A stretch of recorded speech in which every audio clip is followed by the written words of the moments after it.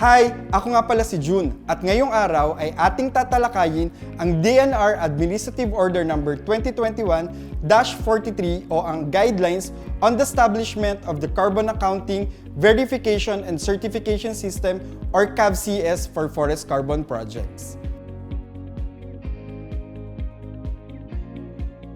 Ito ay initiative ng gobyerno alinsunod sa Executive Order No. 193 Series of 2015 na naglalayong ma-involve ang participation at investment ng private sector para makamit ang carbon neutrality. Ang DAO 2021-43 ay isa sa mga unang hakbang natin upang ma-enhance ang forest carbon stocks at ma-reduce ang emissions na nanggagaling sa ating mga kagubatan bilang paghahanda sa pagkakaroon ng carbon markets sa ating bansa. Ang layunin ng DAO 2021-43 ay ma-establish ang CAVCS para ma-engganyo at masuportahan ang mga investments sa mga aktibidad na nag-sesequester ng carbon dioxide and to avoid emissions na dulot ng deforestation and forest degradation. Ang CAVCS ay partikular na naglalayong ma-incentivize at ma-recognize ang mga efforts ng private sector, upland organizations, and other entities in forest protection and afforestation, reforestation, and restoration activities sa pamamagitan ng pagbibigay ng verified carbon certificates. Mag-contribute sa climate change mitigation efforts ng ating bansa by reducing carbon emissions and increasing sequestration of carbon dioxide from the atmosphere. Magbigay ng standardized na gabay o paraan para sa monitoring, measurement, carbon accounting, and verification of forest carbon projects. And mag-establish ng registry para sa lahat ng forest carbon projects na isinasagawa sa Pilipinas. Sakop ng DAO 2021-43 ang lahat ng forest carbon projects established sa ating mga forest lands, ancestral domain areas, private lands, and protected areas.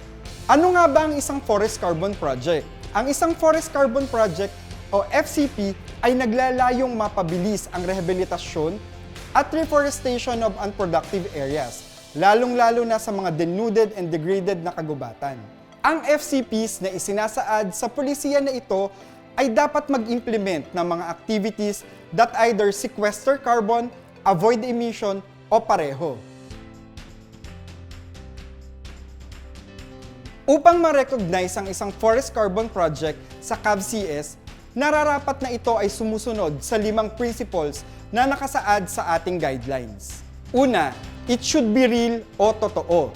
Dapat ma-recognize ng validator or verifier na real o existing ang established forest carbon project. Example, if your forest carbon project located sa forest land, you need to provide proof na ito ay nasa forest land talaga at may existing na mga puno.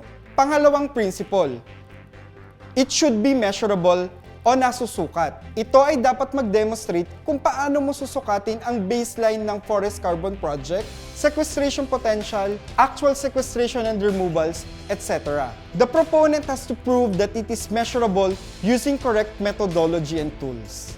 Pangatlong principle, it should be additional o karagdagan. Ang isang forest carbon project ay dapat over and above sa kung ano ang minandato ng batas for compliance ng proponent o ang tinatawag nating business as usual scenario. Example, if the company has Environmental Compliance Certificate o ECC and it requires the said company to establish a forest carbon sink program or reforestation program. Mining areas for rehabilitation, corporate social responsibility or CSR, and the 30% of green space sa mga subdivisions. Ang mga nabanggit ay hindi kasama sa i-apply for CAVCS. Ang isang forest carbon project ay dapat pumasa sa additionality test. Ibig sabihin, hindi sinasabi sa iyo ng government and yet you are willing to do so. Pang-apat na principle, permanent. Dapat ang isang forest carbon project ay hindi intermittent.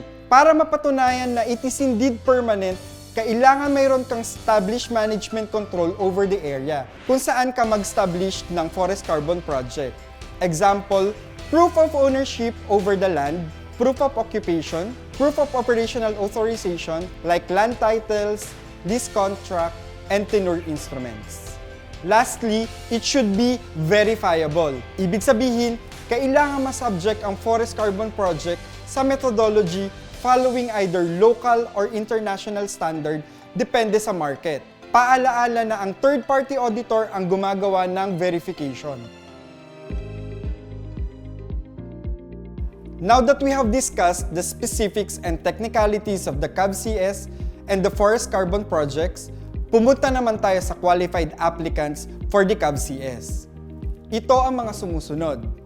Filipino citizens of legal age at the time of filing of the application.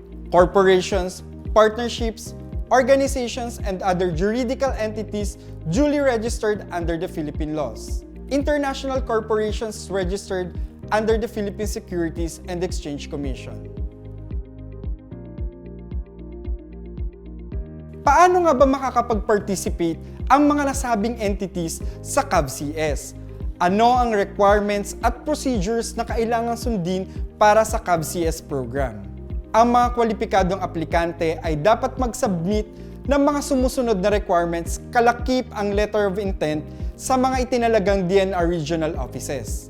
Concept note of the project, proof of project proponent's identity, examples are articles of incorporation or SEC registration, proof of operational control of the project area for the duration of the project, and lastly, the description of the land cover types of the project, leakage and reference areas based on the latest available land cover map.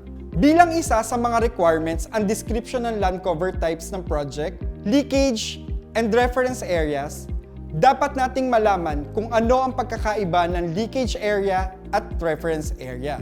Leakage area is a land surrounding the project area where leakage caused by forest carbon project may occur. Leakage area is usually the subset of the reference area, while the reference area is the project area and the land within the boundaries of the adjacent communities potentially affected by the project. It must be similar to the project area as regards to the drivers of deforestation and degradation, landscape configuration, and socioeconomic and cultural conditions. Sa mga interesadong aplikante, ngunit wala pang predetermined na lugar kung saan nila isasagawa ang isang forest carbon project, ay maaaring mag-secure ng tenurial instrument o kahit anong appropriate management arrangement sa DNR. Ang mga forest carbon projects na eligible under CAVCS should not be older than 5 years and shall be implemented for a minimum of 20 years para ma-ensure ang permanence of project benefits. Qualified participants may engage in any or combination of the following activities: forest protection, afforestation, reforestation, and restoration. Ang mga operations manuals ang magsisilbing gabay ng DNR field offices at iba pang mahalagang stakeholders sa tamang pagsasagawa ng mga activities na nasasaad sa DAO 2021-43.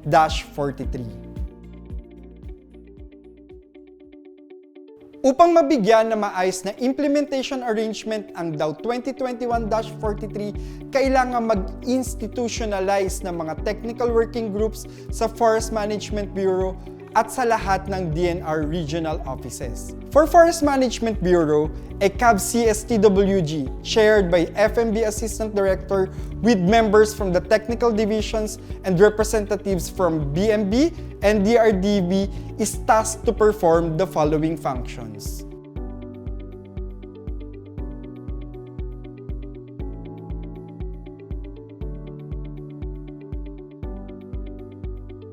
While for the DNR regional offices, Regional TWG or RTWG shall be created to be chaired by the Assistant Regional Director for Technical Services, with the members from their respective technical divisions and the PENROS and CENROS where the project is located. The following are the functions of the RTWG.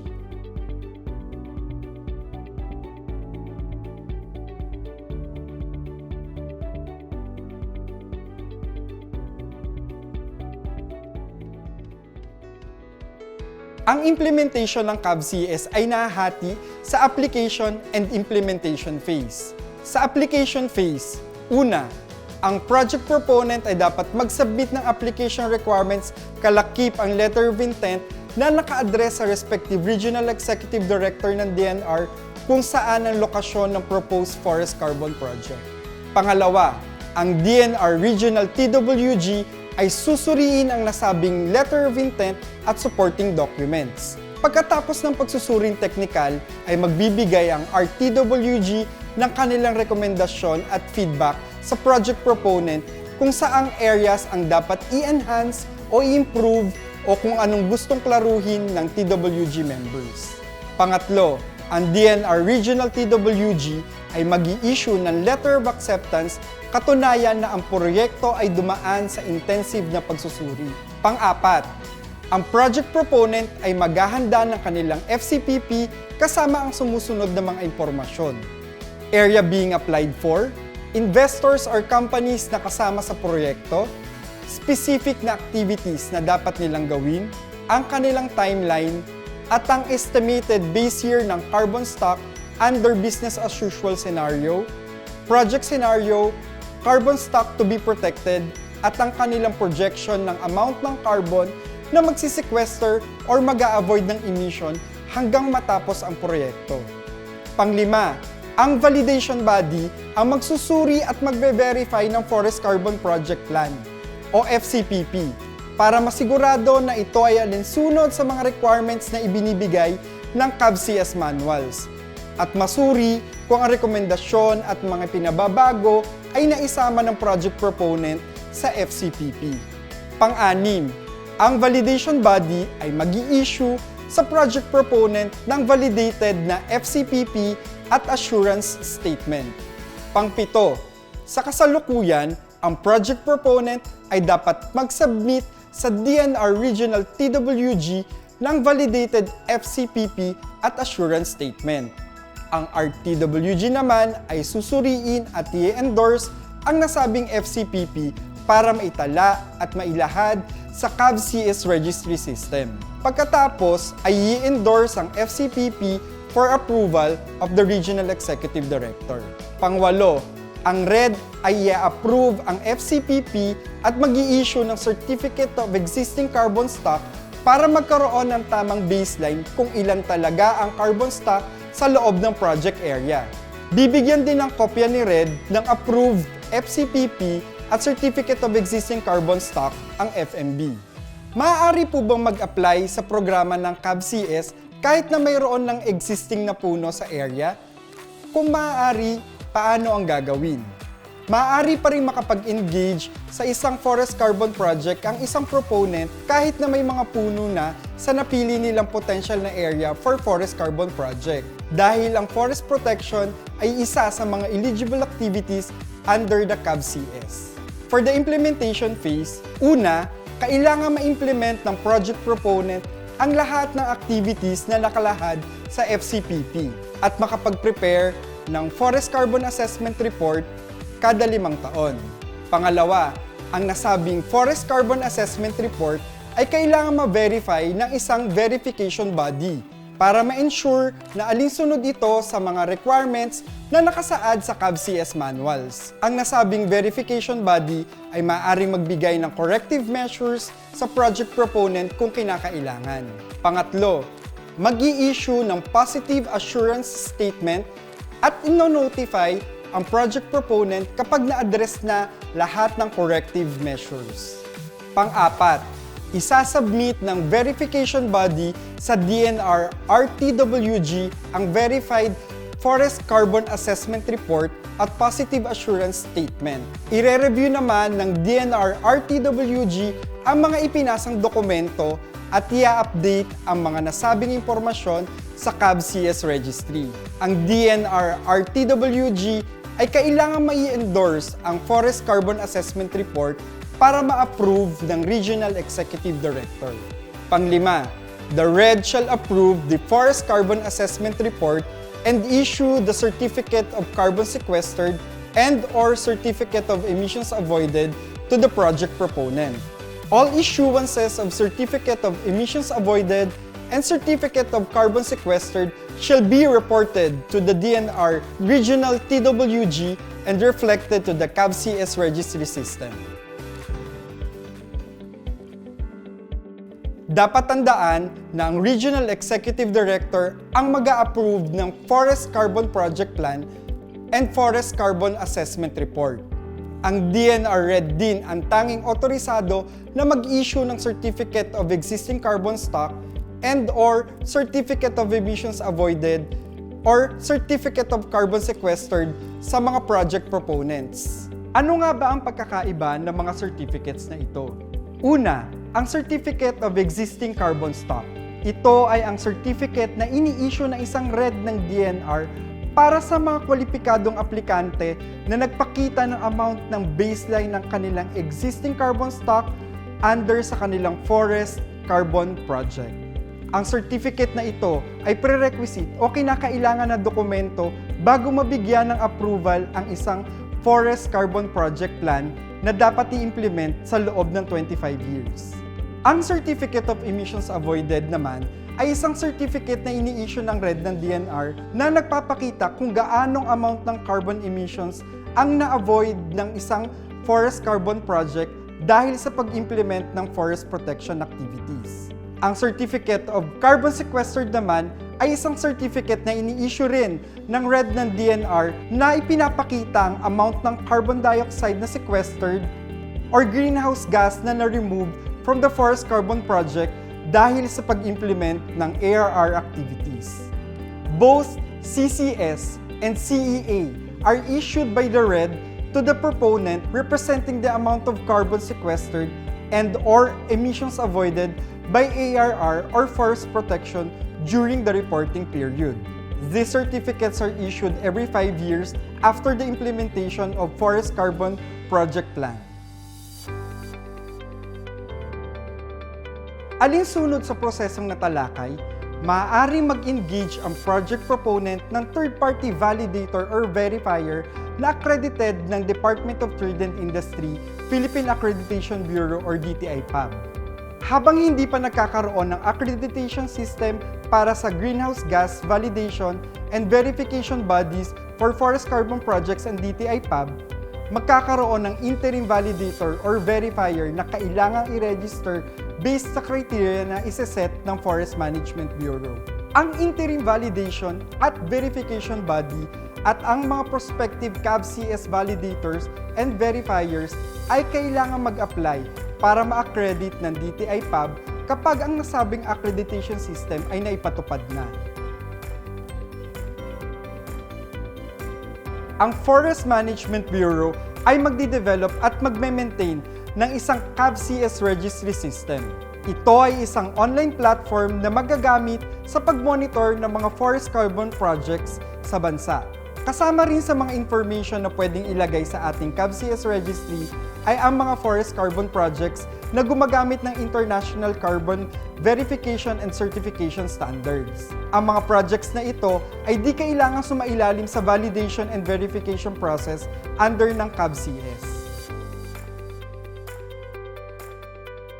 Upang mabigyan ng assistance ang mga DNR field offices at mga stakeholders, ang DNR FMB ay magsasagawa ng capacity building at IEC activities para ma-promote ang development ng mga forest carbon projects at matulungan ang DNR field offices sa implementasyon ng DAO 2021-43.